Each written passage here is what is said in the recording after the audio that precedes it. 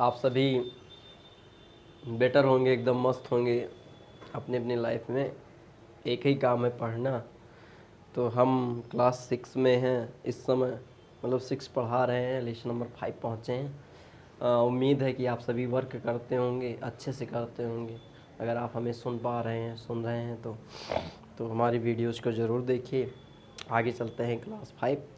और बेटर है, कुछ बेटर समझ में आता है ना आजकल। ठीक है, तो आप मतलब ये मत सोचिएगा कि जो है क्या है जो नहीं समझ में आ रहा है। जो हम पढ़ाएंगे सब समझ में आएगा। ठीक है, इस लेसन का नाम है आपका अंडरस्टैंडिंग एलिमेंट्री शेप्स। मतलब एक ऐसे शेप्स हमें पढ़ना है जो कुछ और भी कह रहे हैं, कुछ रिप्रेजेंट कर रहे हैं, किसको क्या रिप्रेजेंट किया जाना चाहिए, कौन क्या हो सकता है।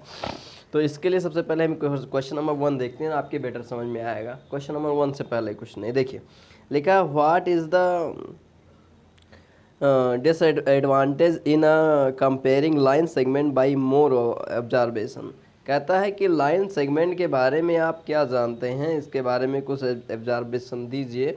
तो बस हमारे कहने का मतलब ये है कि एक लाइन होती है, एक लाइन मतलब ऐसे होती है, और अगर इसमें तीर लगा दिया जाए तो ये लाइन हो गई, अगर इसे बीच से काट दिया जाए तो ये लाइन सेगमेंट हो गई।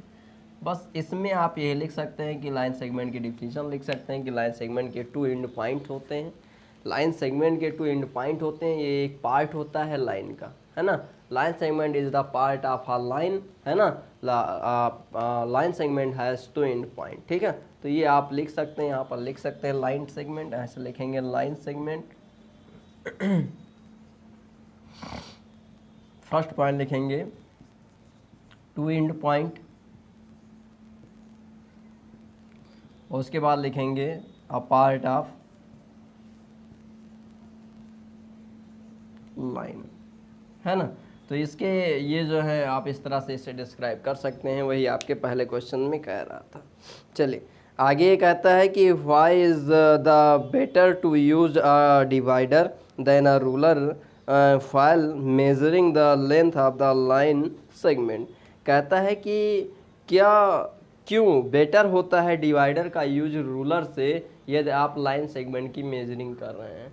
ध्यान दीजिएगा, अभी तो आधे बच्चे, कुछ बच्चे तो ऐसे होंगे जो ये नहीं जानते होंगे कि रूलर क्या है और डिवाइडर क्या है। तो लिखेंगे for accurate distance, for accurate measuring we can use divider. यहाँ पर लिखेंगे फॉर एक्यूरेट मेजरिंग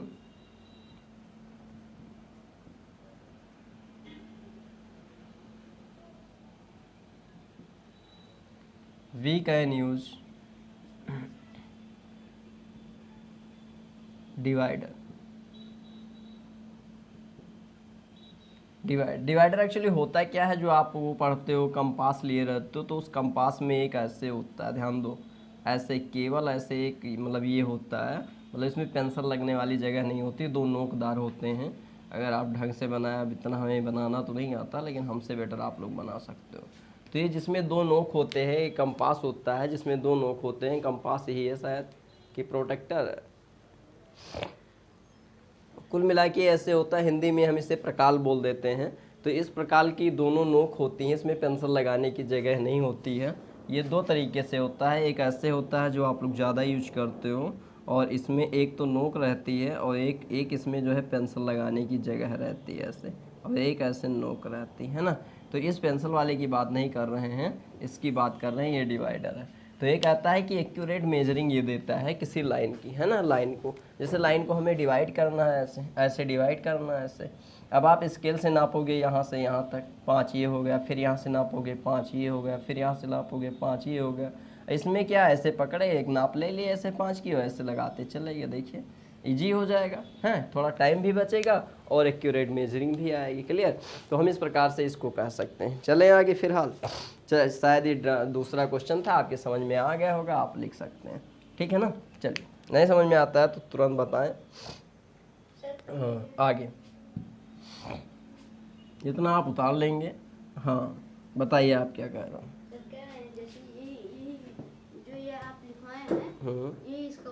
हाँ, यही इसका आंसर है। इस तरह से आप देख सकते हैं, कम समझ सकते हैं, और लिखने के लिए लिख सकते हैं कि एक एक्यूरेट मेजरिंग के लिए इनका यूज किया जाता है। ठीक है, क्लियर।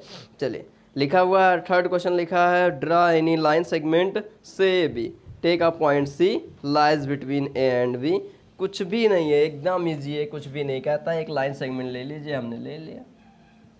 ये कहता है कि इसका नाम दे दीजिए, ये भी हमने नाम दे दीजिए दिया, ये लाइन सेगमेंट है,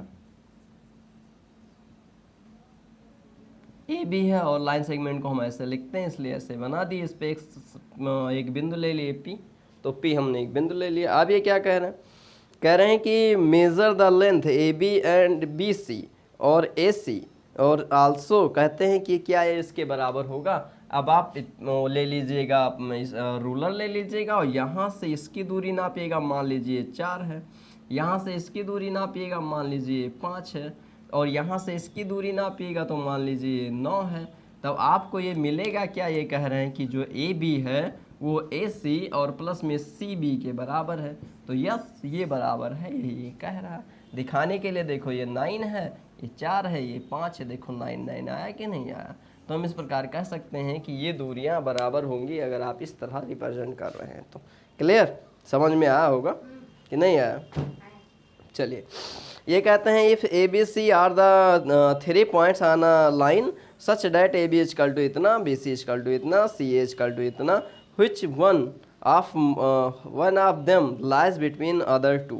कहता है कि यदि ये है तो इसमें से एक कौन सा है जो दो के बीच में हो। तो आपका अगला क्वेश्चन है, ये आप समझ पाओगे कब, जब आपके पास बुक होगी। हम कई बार बता रहे हैं, अगर अभी आपके पास बुक नहीं तो समझ लो आप पीछे जा रहे हो, आप अपना नुकसान कर रहे हो, है ना। तो आप नुकसान ना करो, आप बेटर समझो कुछ। ये कह रहे हैं कि 3 पॉइंट है ए बी सी, एक ए है, एक बी है और एक सी। पता नहीं कौन है ए, कौन है बी, कौन है सी, बस ये जो कहते हैं उनके अकॉर्डिंग हम चलते हैं। सबसे पहले ये कह दिए कि ए बी सी में ए बी बराबर 5 है, ए बी बराबर दे दिए 5, तो ए बी बराबर हमने 5 लिख लिया। फिर उसके बाद बी सी दिए हैं, अब बी सी बराबर ये दिए हैं 3, तो बी सी बराबर हो गया 3। फिर उसके बाद क्या दिए हैं, बी सी, फिर ए सी बराबर दिए हैं 8, ए सी बराबर दिए हैं 8। अब आप खुद समझिए, अगर हम इसे ए मान लें तो ए बी बराबर 5, तो कहीं ना कहीं मान लेते हैं 5 आपका यहाँ पे आ गया। समझिए, ऐसे अभी समझ में आ जाएगा तुरंत, ये 5 आ गया। अब कह रहे हैं ए सी बराबर है 8, तो 5 से बड़ा 8 होगा ना, तो ये यहाँ है, तो ये आपका बी हो जाएगा, तो ये आपका सी हो जाएगा, क्योंकि ये दूरी आपसे कितनी कह रहा, 8 कह रहा। अब समझ में आया। अब बी सी 3 है, तो ये दूरी आपकी 3 एकदम मिल रही है, मिल रही है कि नहीं, बताइए, कोई कंफ्यूजन है। अब बीच में कौन आया, सी, बस लिख दीजिएगा 10 point B lies between A and C. यहाँ पर लिख दीजिएगा 10 point B lies between A and C. हो गया, यही आपसे पूछ रहा था कि कौन सा पॉइंट किसके बीच में है ना। क्लियर है कि नहीं क्लियर है। चलिए, तो आज की इस वीडियो में बस इतना ही। आगे अगले लेसन में हम फिर से मिलेंगे अगले क्वेश्चन को लेके। अगर आप क्वेश्चन आगे देख लीजिएगा, लगा लीजिएगा, लग जाएंगे तो ठीक है, तो हम मिलेंगे कल।